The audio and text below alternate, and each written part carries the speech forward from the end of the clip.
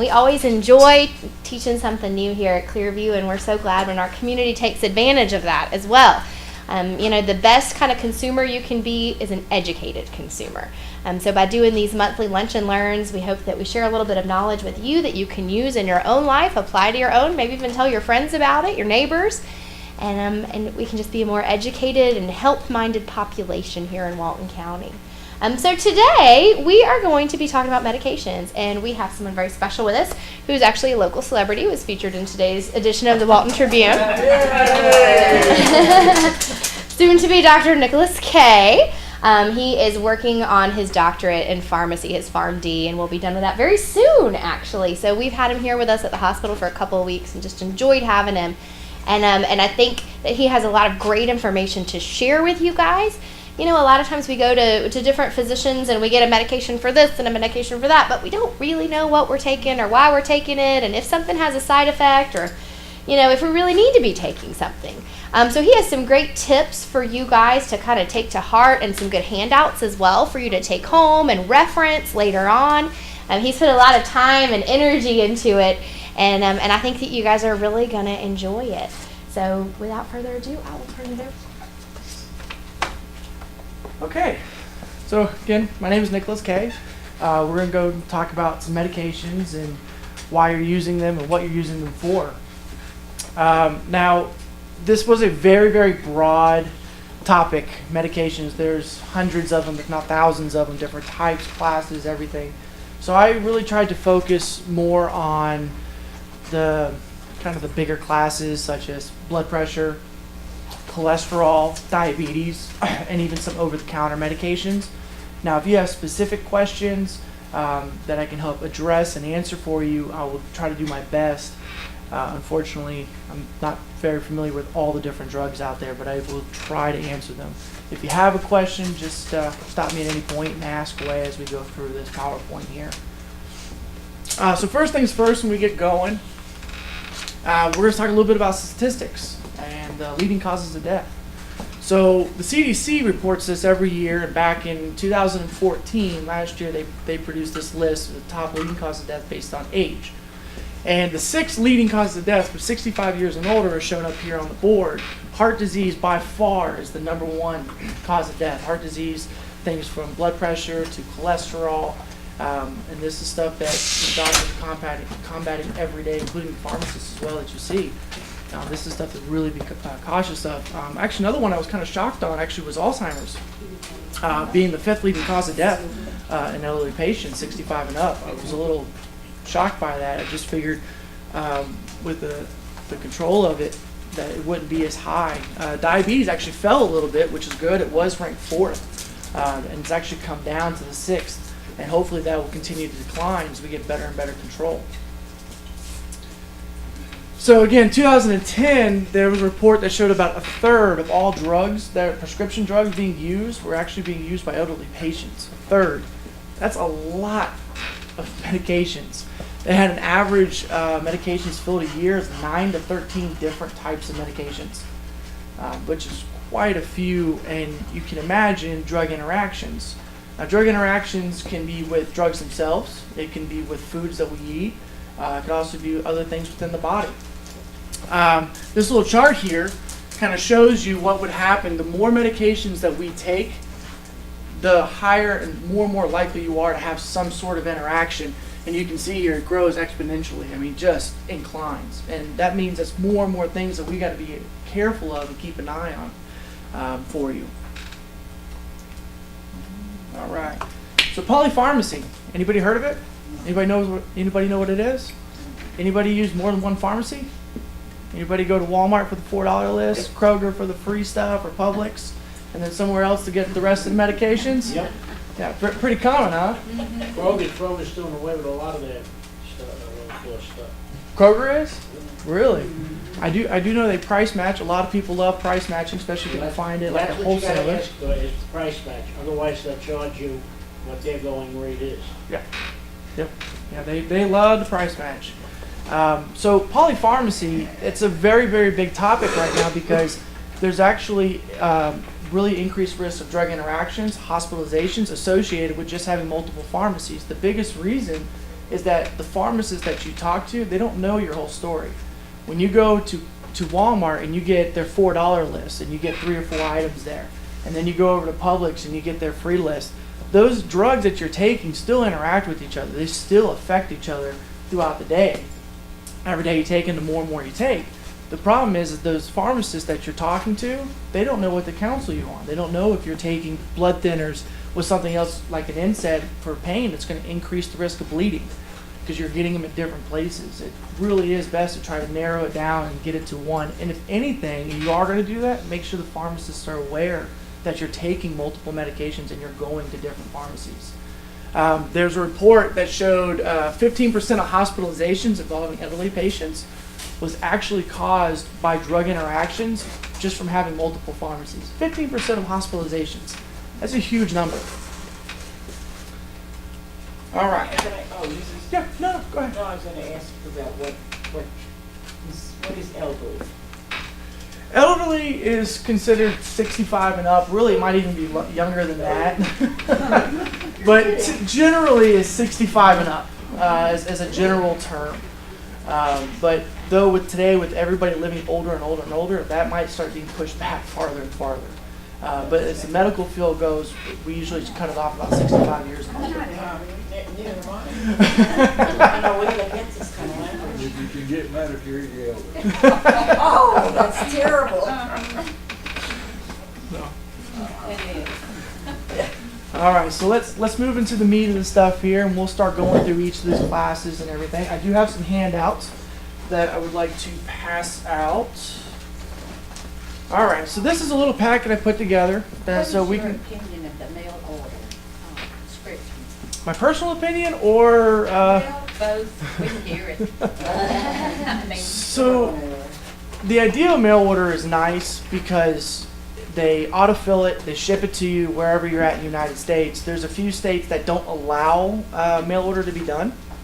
There's some that, like Georgia, we're still fighting to get Georgia to allow mail order within the state. We can get mail order in, but we can't ship out. Don't know why. Just Georgia doesn't like it. There's a lot of federal regulations, state regulations, especially when you start crossing borders. It gets really complicated. So it's nice in the sense that wherever you go, you can get your medications. They can ship it to you.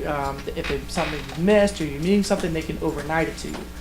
The problem with it becomes this auto-filling, and do you really need the medication? My experience is a lot of times these pharmacies, they just fill this medication over and over and over and over and over until somebody tells them to stop eventually. I actually had a true case. I had a patient, he was 70 years old and he was on Flomax. Okay? And Flomax, once a day, you're done. He had 6 bottles of 90 pills.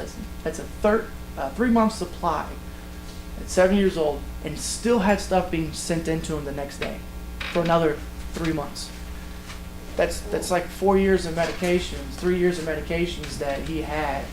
And you're going, why does he need all of this Flomax? And all it was the pharmacy just kept autofilling it. And they just keep building the insurance. Yep, exactly. So it increases drug costs, it increases insurance, and everything else. If you are going to do it, what I suggest is don't do auto refills, but call them. And I would say call them within, probably a couple weeks in advance. You can talk to the mail orders and find out what they, what time frame it is the best to do it. And if you can call them and say, hey, I'm about to run out in 2 weeks, they'll go ahead and package it, fill it, ship it out to you. Now you have it. And now you can keep track of it. Okay, you're actually getting what you need. You have it. You can keep track. Maybe they sent you 3 bottles, or maybe they sent you a bottle. It got lost in the mail. And then you call them up. You say, hey, I never got it. They just refill it, bill the insurance again, and ship it out to you. If you have to pay a copay or anything like that, they have automatic charge cards. All that gets billed to you. You still pay copays and everything else. So you're still paying for all that, but you don't need the medication. So if you're going to do it, really find out, see if you can call them and make the refills that's something that you do, not them just auto-filling it. But it's kind of like a double standard type thing, double-edged sword. So anyway, moving on, blood pressure. Some statistics here. Sorry, I can't talk today. 65 to 74 years of age. Men, 64% of them have high blood pressure. Women, 69.3, and that continues to climb with age. As you can see here, 75 and older, 66.7% of all men have high blood pressure. Whether it's controlled or not, they're diagnosed with it. It's very, very common. However, it's the #1 risk factor for strokes. So it's a very, very big deal that we keep track of it, monitor it, and control it. 7 out of 10 people have their first heart attack associated with high blood pressure, and also 8 out of 10 have their first stroke associated with high blood pressure. So high blood pressure, does anybody know what kind of causes it, why we get it? Now there's several, anybody? Narrowing of the arteries for one of us. Yeah?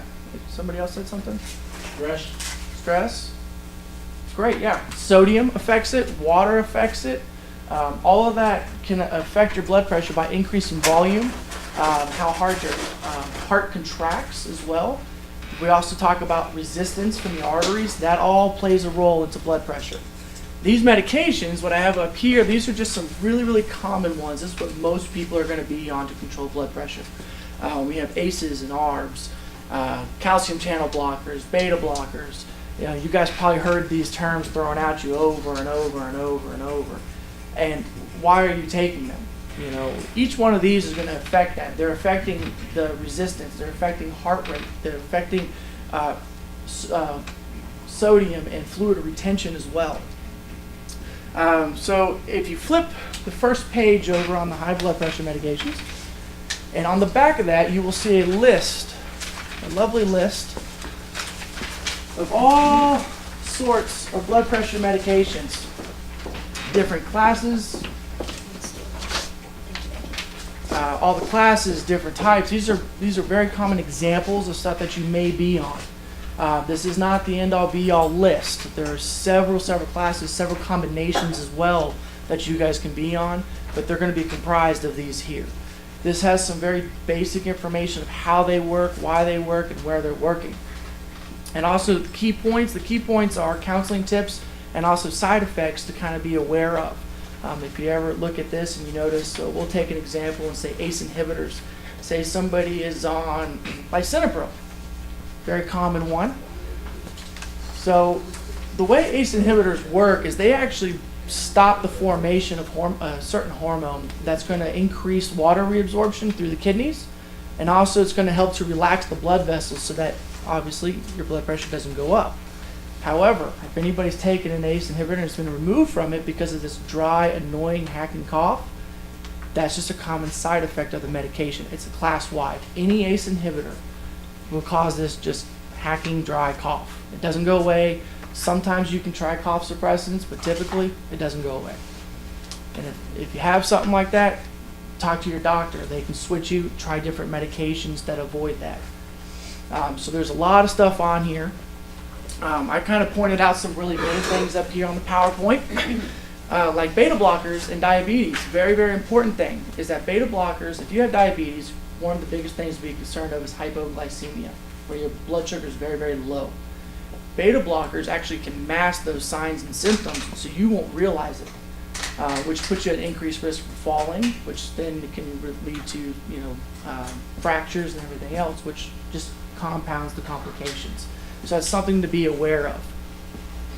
Diuretics, like hydrochlorothiazide, water pills. Anybody heard that? So one of the big things with that, some people take them at night. I strongly don't recommend taking any water pills at night. One reason, you have to get up in the middle of the night to go use the restroom. More than once. More than once, yes. Yes. So take them in the morning if you can, or take them earlier in the afternoon if you have to take it later on. That way, by the time it really kicks in, you've hopefully already used the restroom. Now you can go to sleep and get a good night's sleep as well on that. All right, monitoring. Anybody monitor their blood pressure in here?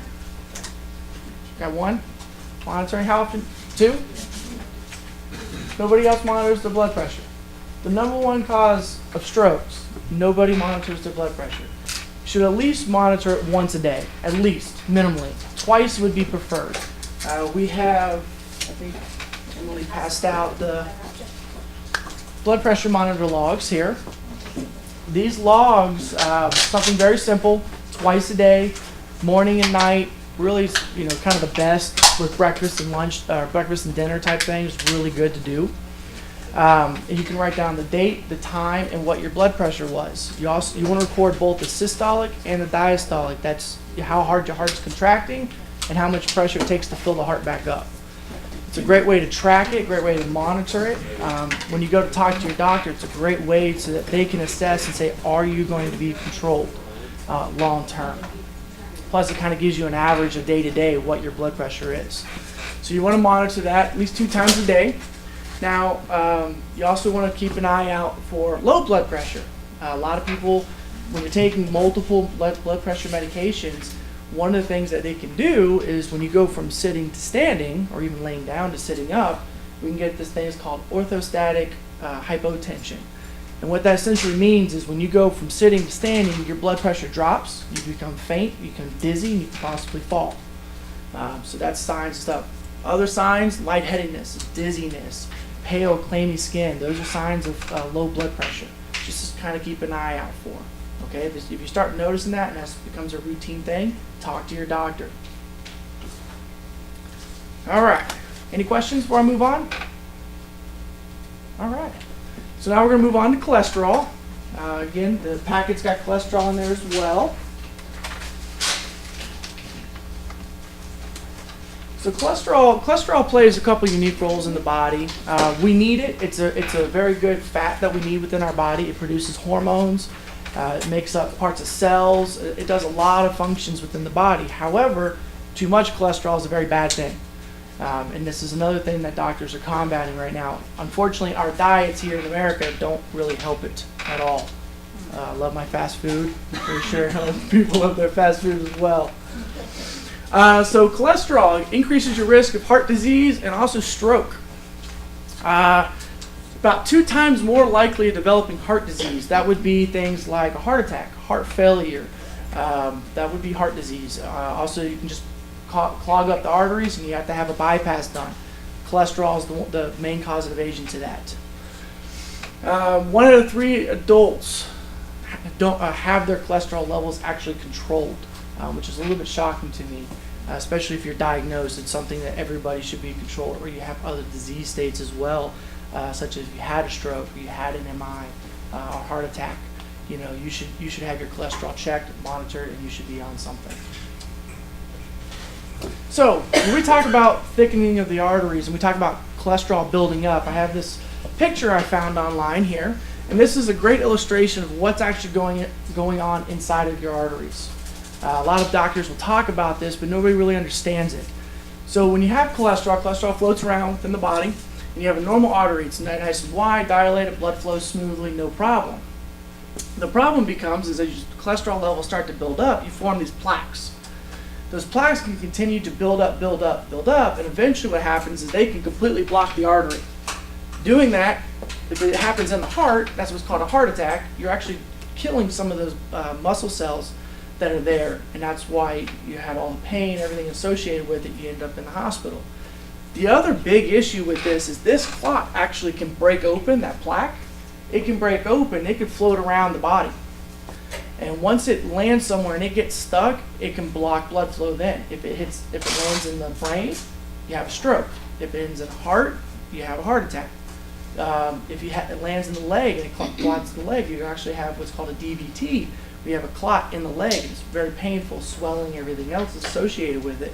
So there's a lot of complications that can come from cholesterol that can be managed through diet, exercise, and also medications. Speaking of medications, move on. There's a lot of classes of cholesterol medications. Some of these classes, doctors will try multiple things. They have to because some people are kind of sensitive, especially to statins. If anybody's ever heard that term before. That's the number one thing because they lower cholesterol very, very well. I have a nice chart on the chart as well in the back, cholesterol medications. I put the effect of on cholesterol. It kind of shows you how well these medications truly work and why the doctors like these medications. So statins, fibric acid derivatives. I go on the next slide here. I put again some major counseling points. So statins, everybody's heard of muscle pain, kind of feel fatigued, weakness. That's probably the number one side effect associated with statins, and that's also one of the most severe side effects associated with statins. So a lot of people, that, especially elderly patients, who loves grapefruit juice? Grapefruit juice? Nobody in this room likes grapefruit juice. I am shocked. So grapefruit juice actually interacts with statins and actually increases their level, which then can increase more complications later on. So again, that's through diet. Now you have something that's interacting with the medication that you're taking. So again, there's several interactions like that with food and with medications. That's why it's very. Yes, I ma'am. have a question. I heard the other day that statins affect your memory. Is that true? There have been reports that statins are causing dementia, essentially, with prolonged use. Now, I haven't read anything that is saying 100% if you take them, you will develop dementia, you develop Alzheimer's. I haven't read anything myself. More and more studies will come out with this, more and more information will come out. If there's not a study currently going on, I actually would kind of be amazed. I'm pretty sure there is. They're trying to look into this. As of right now, what they've done is they look backwards in time, and they've looked at studies involving statins, and they've looked at memory loss or effects of memory over the years, and they're trying to correlate, okay, if these patients have been on statins for prolonged periods of time, and it's affecting their brain, it's affecting their memory. That's what they're showing the correlation between, but it's not definitive yet, so the risk and benefits, it's still more beneficial to stay and continue taking the statin as of right now than it is to stop it and switch to another medication. Now, if you have a strong family history of Alzheimer's, you yourself have some sort of dementia or Alzheimer's, that's definitely something that you need to bring up and talk to the doctor about. They may then be able to assess it further and say, okay, is it worth, and it also depends on what your cholesterol level is. So if your LDL is out the roof, it's over 200 or something, you're more at risk of having some sort of stroke or a heart attack. The doctor's going to want to treat that before they're going to be more concerned that there might be some sort of memory impairment. Now, again, there's a lot of factors that go into that. Yes, there is some correlation between statins and dementia/Alzheimer's. So, it's just something to talk to your doctor about. Yes, sir. There's a difference between dementia and Alzheimer's. Yes, sir. Yes. That's what you're saying is correct, because my wife has dementia.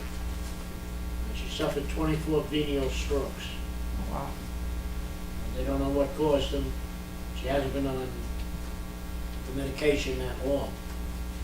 So it's apparently not related to medication. But people get confused with the term dementia and Alzheimer's, thinking it's the same thing. And it's not. That's according to the neurosurgeon we go to. Yes, there are slight differences. There are different forms of dementia. There are different forms of Alzheimer's as well. Dementia, there's vascular dementia as well. There's several different types of dementia. It just simply it's just strictly dealing with the brain and memory. So, yes, they are different. I agree with you. But in context with statins, it's just something to talk to your doctor about. Okay? Any other questions? Yeah, I got. Yes, sir. Does the, I guess the word is allowable levels of the LDL and HDL, does that change as a person gets older?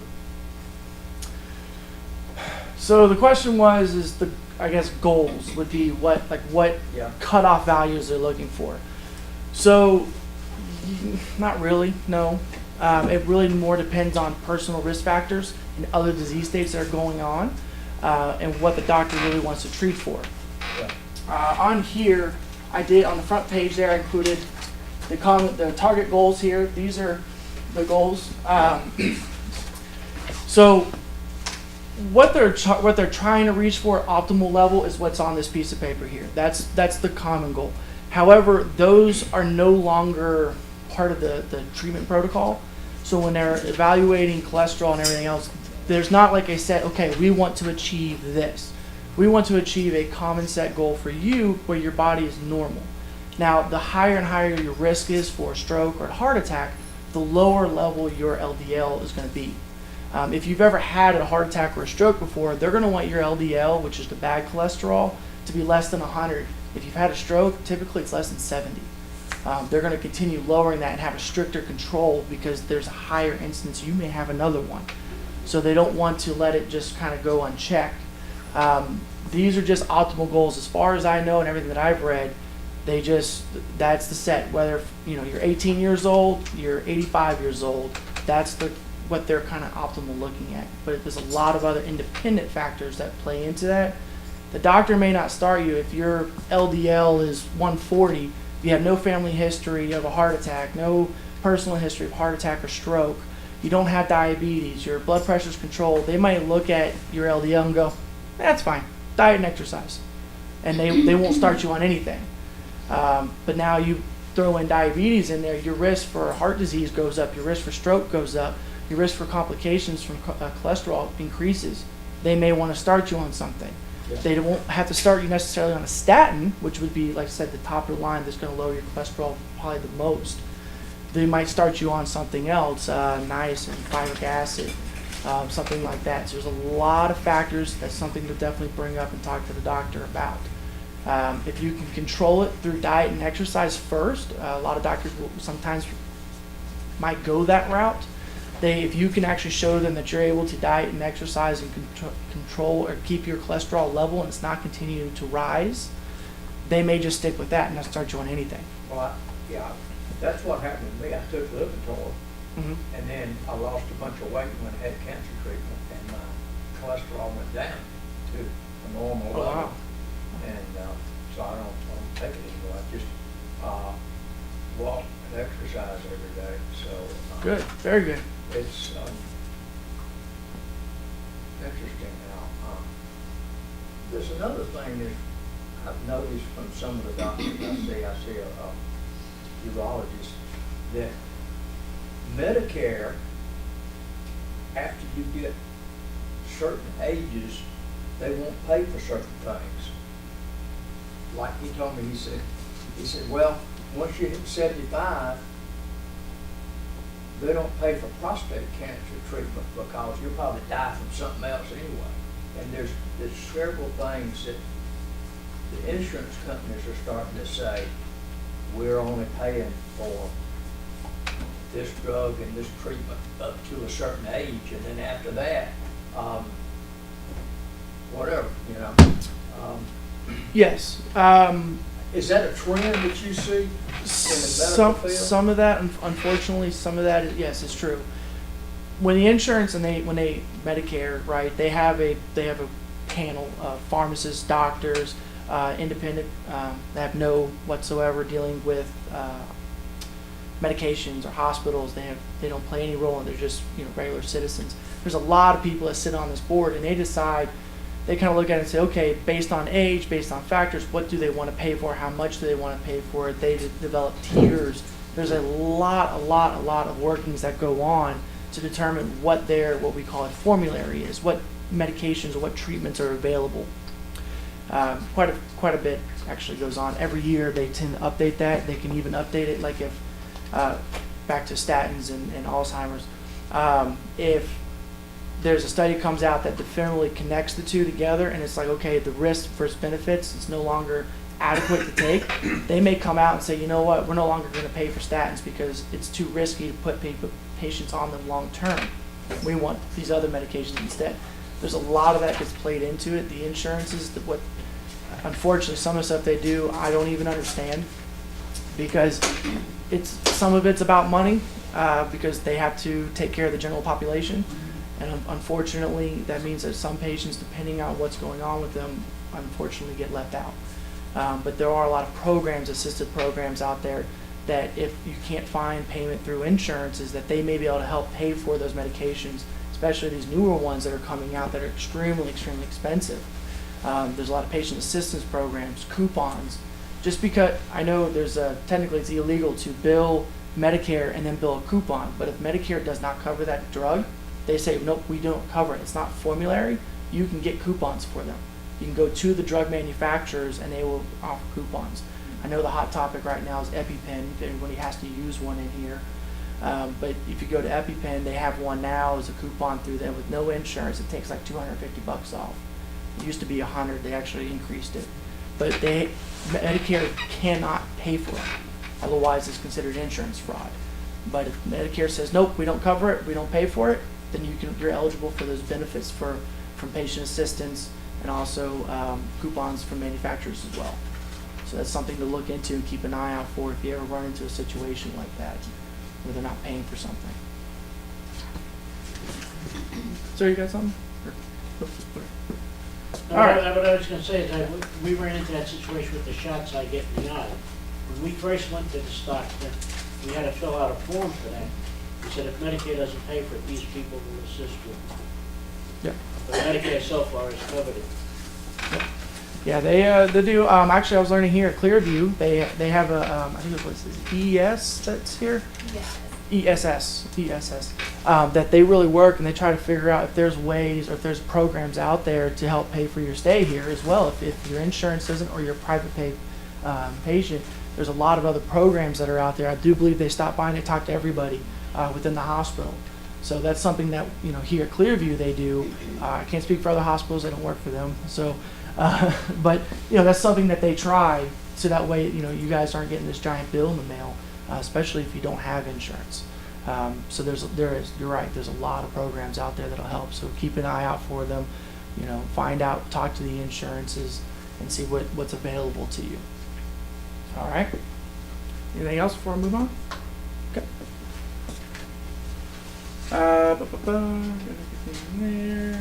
Okay, so monitoring cholesterol. It's recommended that if you're 20 years and older and you have nothing wrong with you, no high blood pressure, no diabetes, no nothing, that they should just check it every 5 years just because. Just to keep an eye on it, make sure it's not elevating.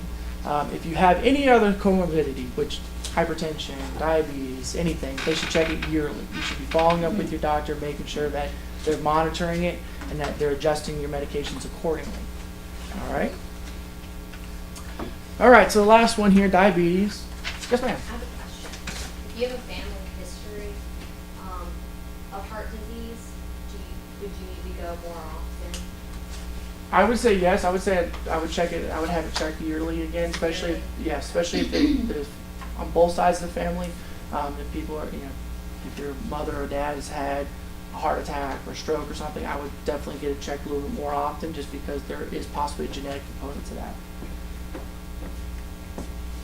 So diabetes. Diabetes I'm going to spend a little bit more time on. There's a lot of medications, a lot of important facts on diabetes, especially when it comes to hypoglycemia or low blood sugar and everything else. So I'm going to spend a little time and talk about this stuff. So diabetes, 2014, Georgia, according to CDC, 11% of the population was diagnosed with diabetes. That's type 1, type 2. They didn't. I think it might even cover gestational diabetes, which is developed during pregnancy. But 11% of the population, which is a pretty big number. If you are 65 to 75 years old, 26.7% of those patients had diabetes, were diagnosed or newly diagnosed or had already been diagnosed. And also, if you're 75 and up, roughly a quarter of patients 75 years and older have diabetes, which is pretty staggering.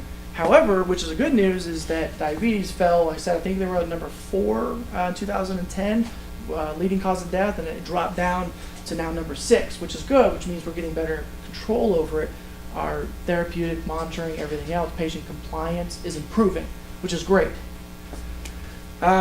So diabetes, here's another interesting fact. You're 1.8 more times more likely to end up in a hospital for a heart attack, and also 1.5 more times for a stroke, just for having the disease state. So this is why controlling blood pressure and controlling cholesterol plays such a major role in it.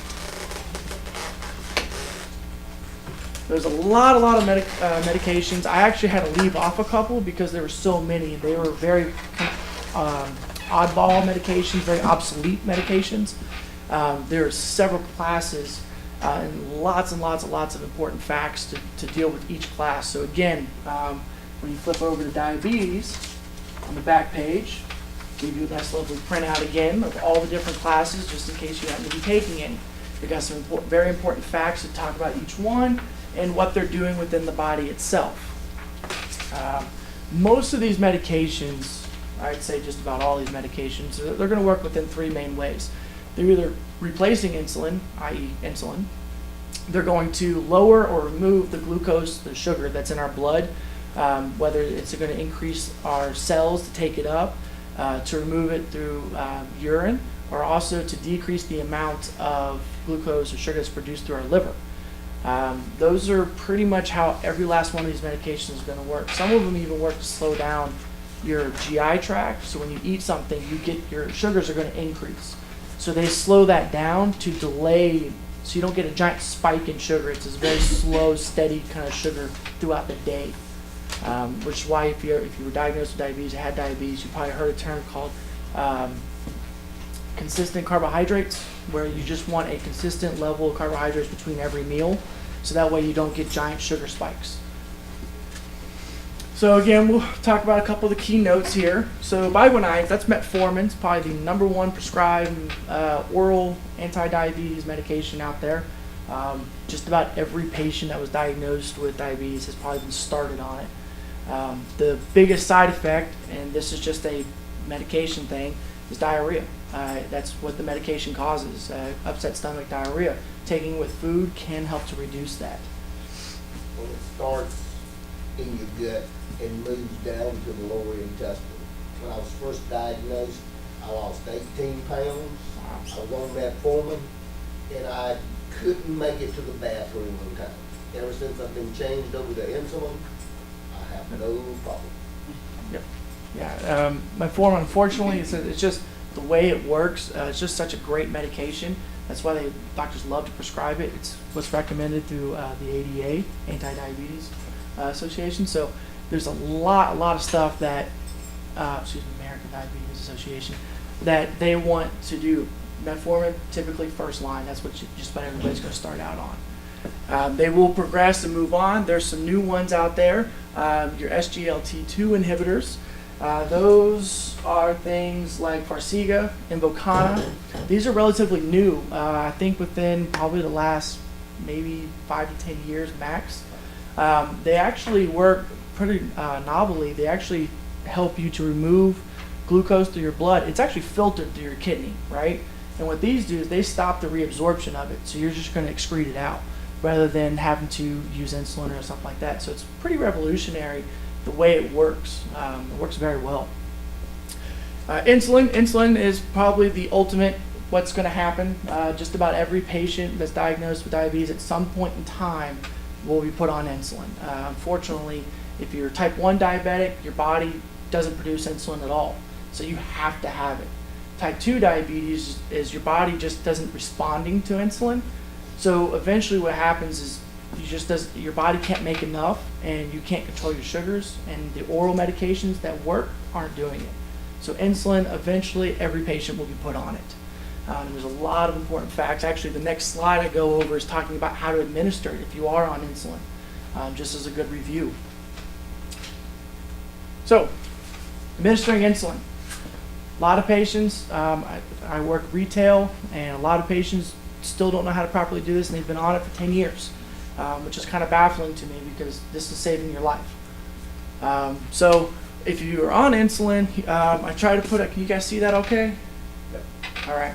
So always you want to roll it first. You want to make sure that there's no solid particles. Check the expiration date. That's some key stuff to always do, because some patients, if you get it and you set it in your refrigerator and you use it every day, and then you all of a sudden you're like, man, it's been 2 months since I last filled this. That prescription is probably expired, and you need to check it, and you need to go back to the pharmacy and get a refill, because you don't want to be injecting expired insulin because you don't know if it's working. That's the whole reason. Not that it's bad for you. It's not going to hurt you. I can't promise you that it's going to be working for you. So you want to roll it, mix it up, kind of warm it up to room temperature so it doesn't hurt as much when you inject it. You want to pull back the syringe first, inject it into the vial, so you want to put air into the vial so that when you pull it back out, you can actually get the insulin. Then go ahead and pull it and draw up your insulin. So now, where do you inject it at? Did anybody tell me where you injected at? Stomach? Stomach. Yes, ma'am. It looks like the side of his mouth. Side of stomach. You rotate Rotate sides. sides, arms, legs, muscle. Yes. So, and this goes just under the skin. It's not going to go into the muscle. It's going just underneath the skin, what we call it subcutaneously. You might see that on a label if you ever had it filled. So, typically, most patients do it in the stomach, the side. You can do it in the back of the arms. You can do it the thighs. That's fine. A great way to kind of, if you ever prescribe this and you're using it, a great way to kind of know where to inject it is you take your palm and you put it on your belly button. That gives you a site that you can inject insulin into every single time, and then you can alternate those sites, and then you can switch hands and do it, and then that way every time you inject it you have 10 places that you can constantly alternate the site, especially if you're on multiple insulins and you have to give it to yourself multiple times a day. What your body does is build up tissue that blocks the injection. Yes, sir. site. Yes, sir. Yep, you will develop scarring. You still inject it there, but your body, because of the scarring, is not going to be able to absorb it, which then it's not helping you any. So by rotating them, you avoid that. You also avoid constantly stabbing. So again, the scarring tissue. You don't want to mix. You don't want to inject into a vein. So that's why doing it on the stomach. There's no major veins right there. You're okay. The other thing is if you're using multiple insulins as well, you have long-acting insulin, short-acting, mealtime. So all the different types as well you can avoid and make sure you're not injecting into the same place as well. So it is a little bit painful, but typically if you just pinch the skin and then inject it straight in at a 90-degree angle, the pinching is really going to help. You're not going to notice because they're very, very, very fine needles, very, very small needles. But it'll definitely help to reduce that pain if you have to inject it. Are there not other types of, my son-in-law is diabetic. He doesn't use that system. He has a system which is, comes in a little kit. It almost looks like an EpiPen. There are, yes. Which Yes. he just presses it some way and then like that. And it does that automatically, you don't have to Correct. go Yep. to the syringe. Those are. They have Lantus Solastar is one of them. They have I think it's the Humalog Quick Pen that's out there. There's I think there's like 4 in all. I think Levemir makes one as well. They are already pre-filled syringes. They already have 100 units of insulin in them. Actually, I think they have 100 units. In each one already. You dial it to however many units that you're injecting. So you literally, it has a little counter on there, you twist it, it says, okay, you got to inject 10 units, you twist it up to 10 units. The pharmacies will sell what are called pen needles. They're very, very small needles designed specifically for those. You would attach one of those to it, and again, you would administer it the exact same way. Stomach, pinch it, stab, inject. You want to hold it there for about a count of 5 seconds. That way you make sure everything is administered and you don't quickly pull it back out, and then you actually can lose some insulin. You want to make sure you get the full dose of that. But yeah, there's several classes. What about insulin pumps? There are insulin pumps. Typically those are going to be more for type 1 diabetes because you don't have any insulin whatsoever. Type 1 diabetes is an autoimmune disorder where it actually attacks your pancreas and you cannot produce insulin. So what they do is they actually attach a pump, this little machine. They put a sub-Q little device that goes just underneath the skin. Actually, I think they do it with a needle. And then you attach the, usually it's like rapid-acting insulin throughout the day. That goes into there. It automatically administers it. And you also have a bolus dose. So if you happen to eat and you check your sugar and it's very high, you can administer a bolus dose as well. There are complications with that. You got to worry about obviously infections. You have a permanent needle stuck in your skin, so you have to worry about infections, everything else. You have to constantly worry about, the other thing you have to really worry about, especially with those, is at night when you go to sleep, we don't eat. And what's going to happen is that insulin's still being administered, and you have to worry about your blood sugar falling too low, and then you have all the other severe complications that come with that. Yes, sir. One question on that. A friend of mine had that, but he developed type 1 diabetes later in life. He was well into his 60s. Wow. He developed that. I'm not going to say it's not unheard of, but I've never heard of it. Typically, it's type 1 diabetes is usually diagnosed in the teens at the latest. It's usually diagnosed pretty early. He worked for the New York Port Authority, and he collapsed in a meeting one day. Wow. And they rushed him to the infirmary, and that's what he was diagnosed with. They would zap him with insulin before they even took him to the hospital. Wow. And he wound up implanting a pump. Wow. He was in his early 60s when that happened.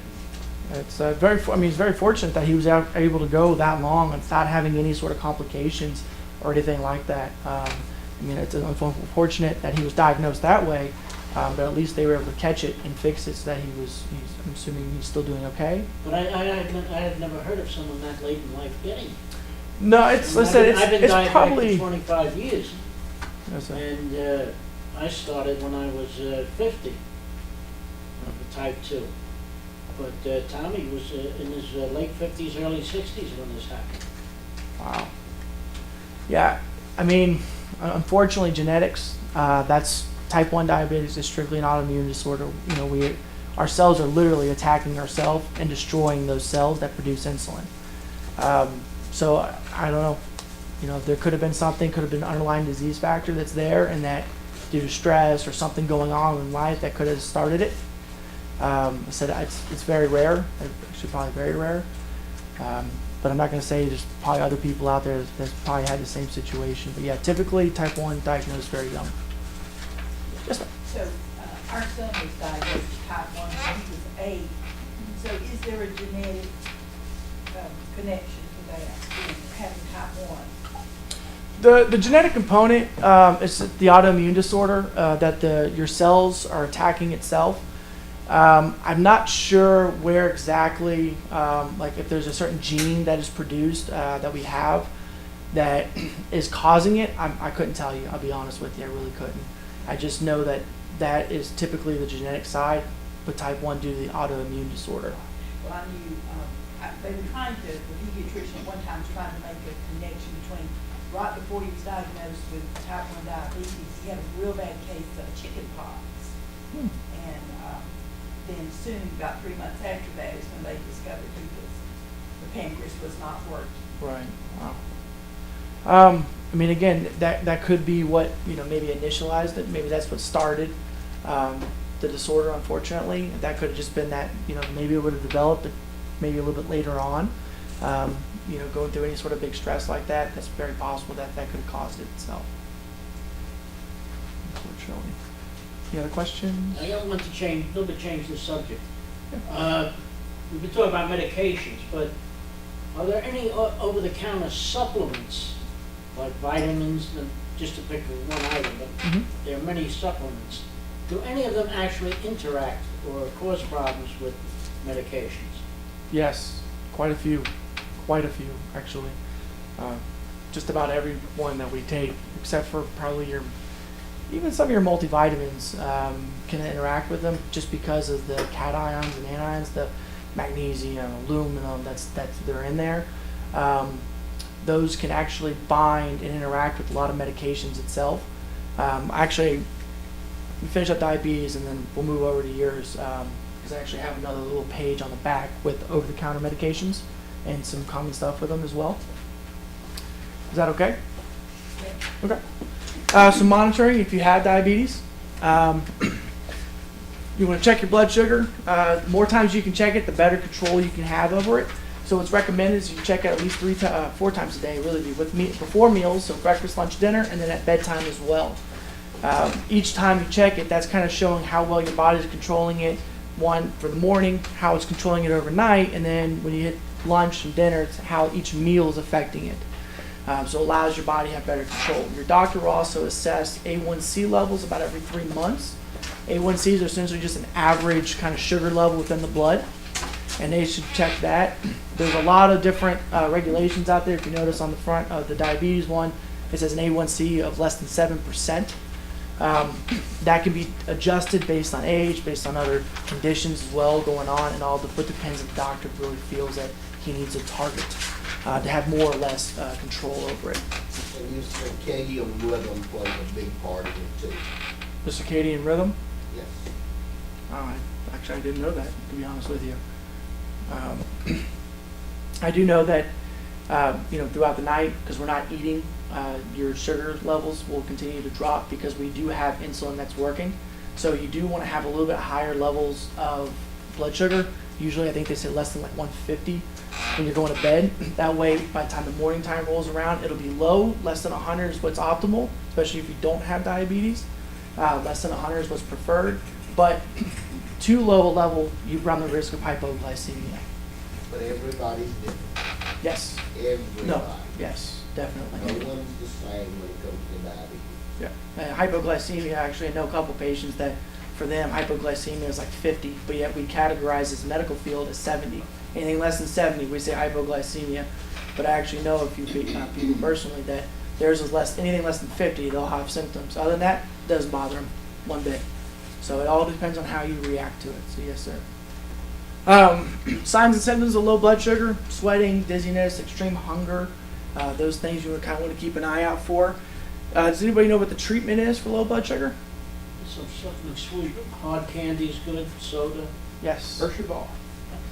No. Close, but no. You want to think simple sugars, simple carbohydrates. The reason I said that, I know. Cuba sugar. Cuba sugar will My work. family years ago, I mean, and we're talking 40, 50 years ago when I was a kid, I heard her say one time that whatever feeling she got, she says, "Oh, I need to get some candy." She'd get a Hershey bar and break it in two and eat it. I think she really just wanted that Hershey bar. I think that's what it was. So yeah, you want to think simple sugars. You want to do 15 grams of sugar to be exact. That way it's kind of more of a set amount, and that should increase your blood sugar. So 15 grams. So here's some examples for you. 4 tablespoons of raisins, 4 ounces of juice, regular soda, not diet. Not diet. Have a can of soda. They got the half cans now out there, like 6 ounces. One of those is perfect. Then you want to wait about 15 minutes, and then you want to recheck your sugar. If it's low, repeat. Another. They sell glucose tablets as well behind the pharmacy counters, most of them. You can take 3 to 4 of those is typically what the dose is. You have to read. They may change depending on how much glucose they truly have in them, or sugar. So hard candies, jelly beans, gumdrops, very, very simple stuff. You don't want nuts, anything like that, anything that your body's going to have to digest and really break down. So over-the-counter medications, if not hundreds, probably thousands of different types of medications. Some stuff that I've never even heard of before, never seen before, like Thunder Godvine. Kind of interesting. Yeah, tons of stuff, lots and lots of information out there. Some of it's true, some of it's misleading. One of the biggest things to note with over-the-counter supplements is that they're not regulated by the FDA. They're regulated by the Federal Trade Commission, which means they don't actually have to prove that they do or say what they actually say. So if, let's take, I don't know what's out there. Red yeast rice, it's actually one of the examples on there. Red yeast rice is a statin medication. It's another form of it. It is a statin. So if you're already taking one, don't take red yeast rice. But we know because it comes from Mevacor, lovastatin is what the generic name for that would be. We know it works. We know it works that way. But the supplement companies, they don't actually have to prove that works to lower cholesterol. They can just say, hey, it'll help with cholesterol. They can't diagnose, they can't prove, they can't diagnose, treat, or fix, I guess, or prevent disease states. Any over-the-counter supplement, they can't claim that. That's regulated by the FDA. FTC just sets laws what they have to put on the ingredients. A great way to look at an over-the-counter supplement and find out, is this a good supplement? Is this something I should take? Maybe to avoid? USP. I think it's like the United States Pharmacopoeia. It's additional testing. USP, it's another company, it's a third-party independent company that a lot of these Nature Made, Kirkland Signature, throw some big names out there.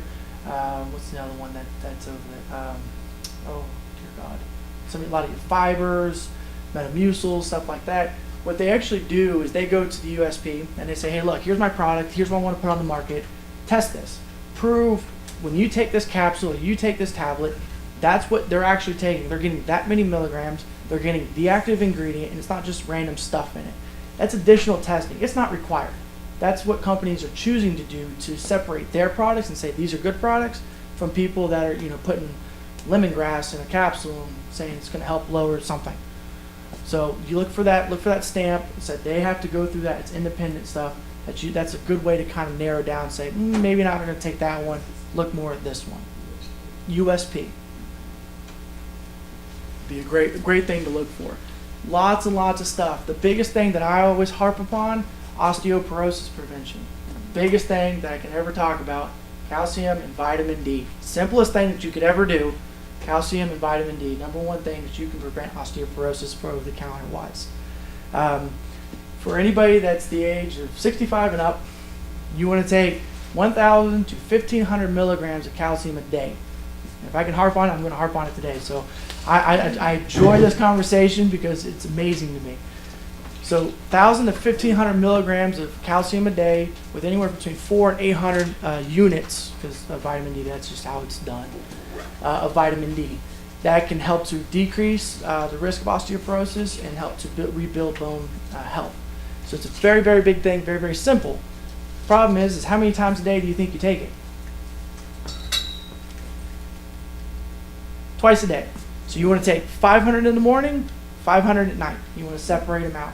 Just to, one, for absorption purposes, two, to decrease any risk of sorts of interactions, and they affect other parts of the body as well, blood pressure, stuff like that. So you want to decrease that risk. Split it up, take it twice a day.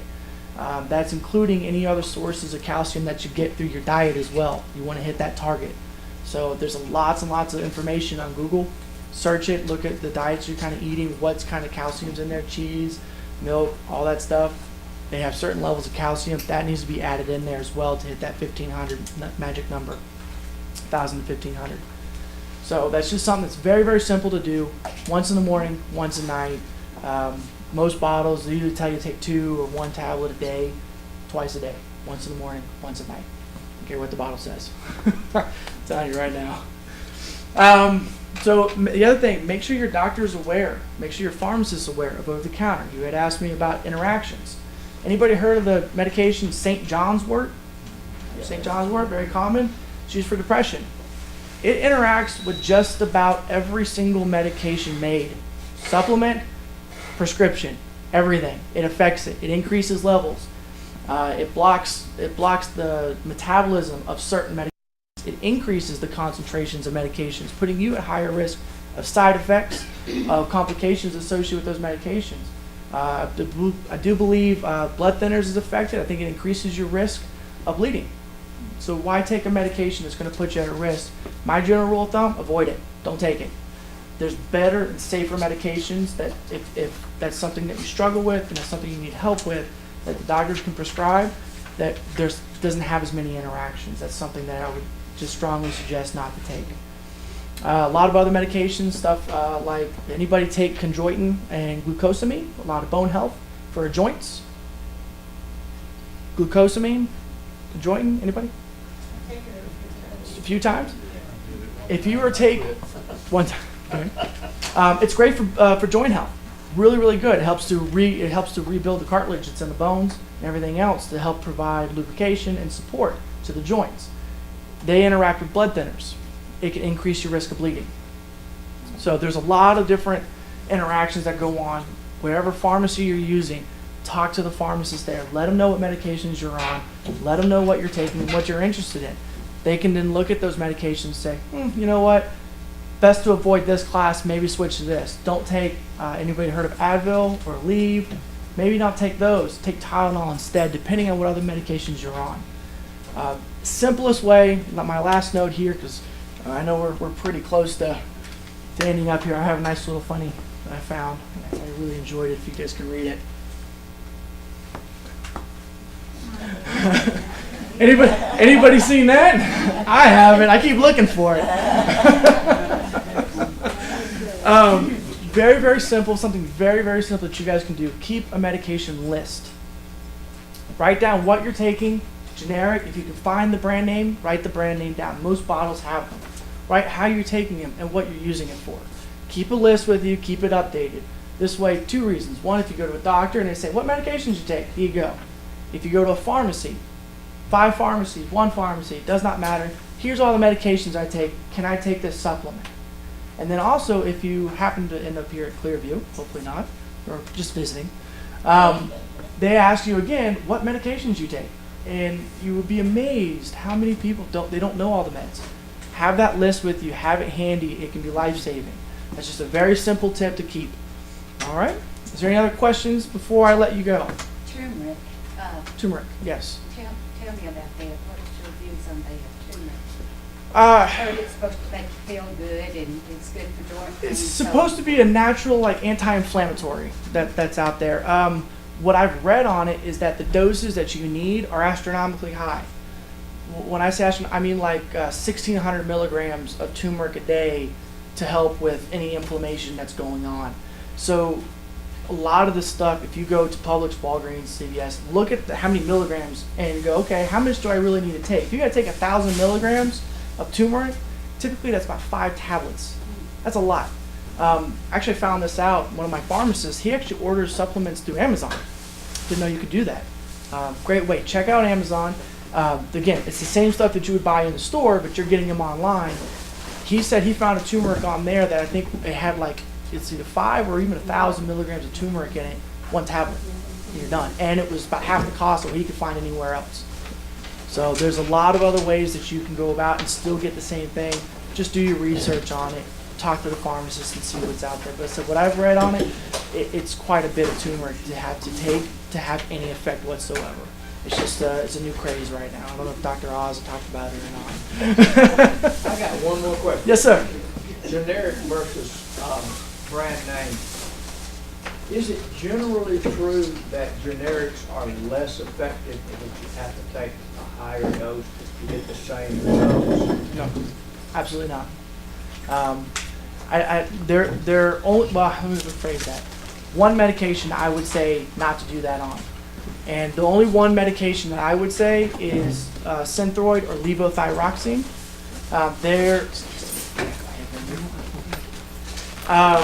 The Synthroid, levothyroxine, the studies that they have to show that the drugs are equivalent, meaning as in if I take 25 micrograms of levothyroxine, it's the exact same as taking 25 micrograms of Synthroid. That's branded generic. The studies with levothyroxine don't show that. There's a difference in absorption, there's a difference in what you're getting out of it. That's what the studies have shown. So if you have a thyroid issue and you were taking Synthroid or levothyroxine, and you start on Synthroid, you stay on Synthroid. Do not get off of it. Don't switch just because that pharmacy wants to put you on generic because it's cheaper for you. If they do switch you and you say, you know what, I'm going to try and go with levothyroxine, talk to your doctor first before switching, and then one, make sure that they're aware that you switched, and two, they're going to have to re-monitor you and recheck your labs and make sure that your thyroid levels are controlled. That's exactly, because I'm taking that, but he started me on the generic. Yeah, then stay on the generic. Yep. That's about the I'm good to only go. medication that I know of that's truly like that. All the rest of them that I know of are fine. They're equivalent no matter what you take. There are different salt forms. They have slightly different absorptions and stuff like that. It gets very specific with the medications. But no, as far as what it's actually doing within the body, there's no difference except for that one. All right? Well, thank y'all so much for coming today. Thank you, Nick. Thank you, guys. And be sure to take your packets. And we've got extra packets too if you'd like to take some for a friend as well.